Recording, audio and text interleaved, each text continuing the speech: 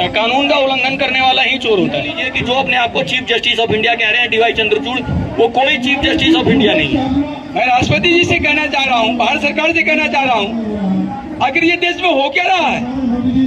जब भानुमति का कुनवा copy paste संविधान बना तो कॉपी पेस्ट का भी तो पालन हो। यहाँ तो कॉपी पेस्ट भी बेकार है। ये तो है ज्यादती, ये तो आम जनता के ऊपर में प्रशासनिक ज्यादती है, जुडिशरी ज्यादती है, सरकार की ज्यादती है। आखिर ऐसे कैसे चलेगा?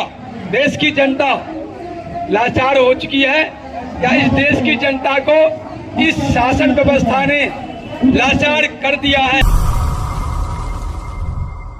संजीव तिवारी संघर्ष करो, हम तुम्हारे साथ हैं, हम तुम्हारे साथियों।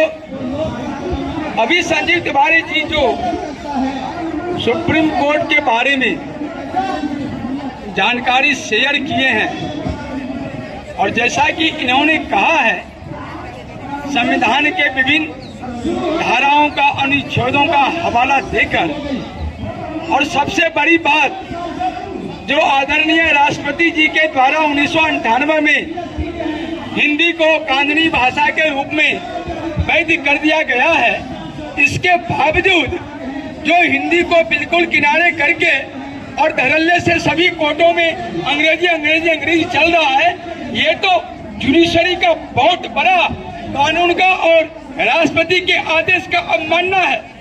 ऐसे में तो भारत का सभी जुडिशरी को जेल में डाल देना पड़ेगा।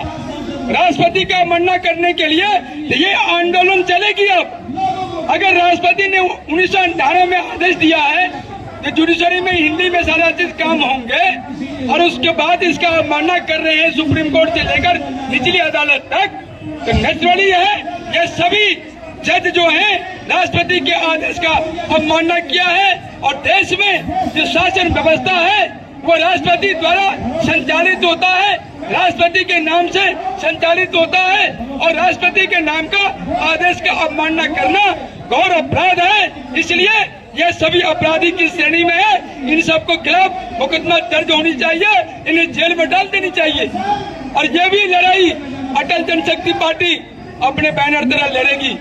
मैं संजीव तिवारी जी का बहुत बड़ा आभारी हूँ कि उन्होंने बहुत बड़ी जानकारी जंतर मंतर के इस मंच से शेयर किया है और ये एक ऐसा मुद्दा दिया है जिसको जल्दी ही 16 बनाया जाएगा।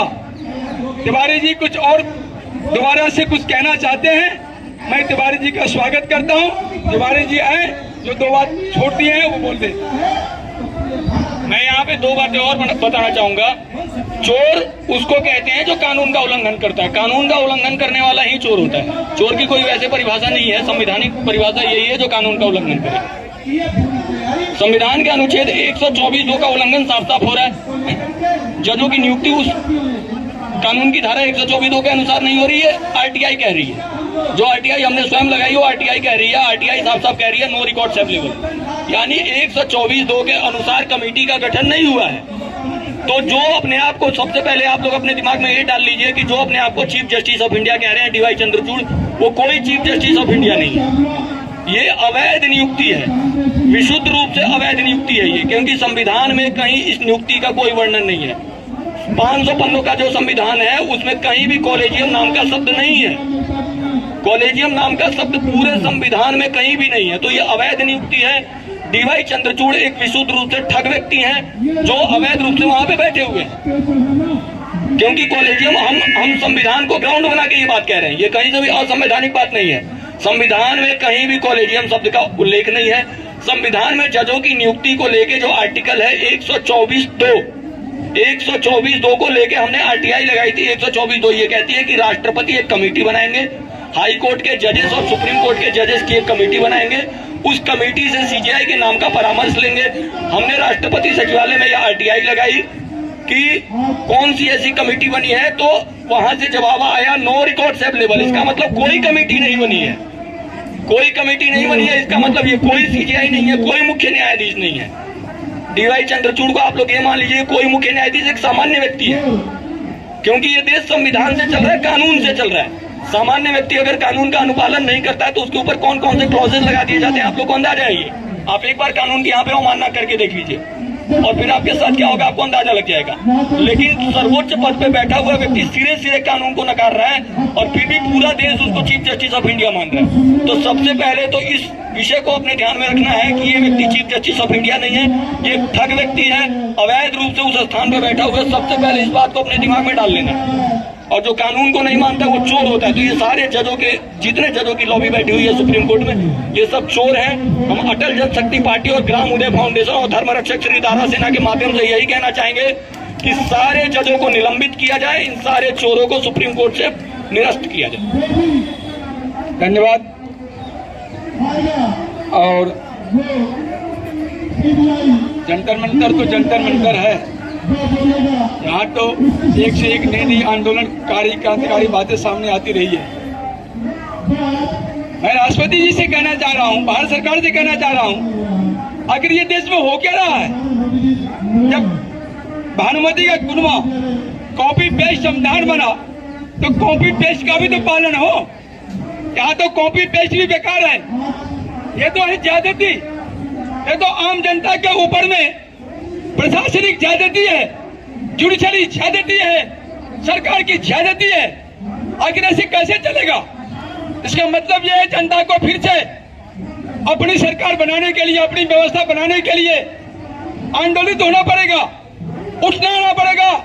हर प्रकार से इस विषमताओं के बाधा जाल को तोड़ना होगा। क्योंकि ये जो कहते हैं ना, हम आजादी का संविधान दे दिए, ये सबसे बड़ा झूठ तो यही है कि भारत को अपना आजादी का संविधान मिला। ये उतना बड़ा झूठ है जितना बड़ा झूठ को ब्रॉडकास्ट हमारे संजीव तिवारी जी ने कर दिया है। साथियों,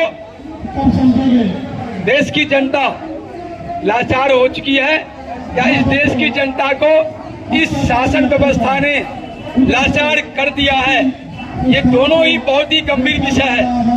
खैर, हम जो आज के टाइम में आए हैं ज्ञापन देने के लिए, हम जो भाषा का इस्तेमाल किए हैं वो भाषा हमारी एक मर्यादित भाषा के तौर पर है। कार्य हमारा वही है जो हम चाहते हैं, जो हमारे जैसे विभिन्न लोग जो सोच रखते हैं वो चाहते हैं।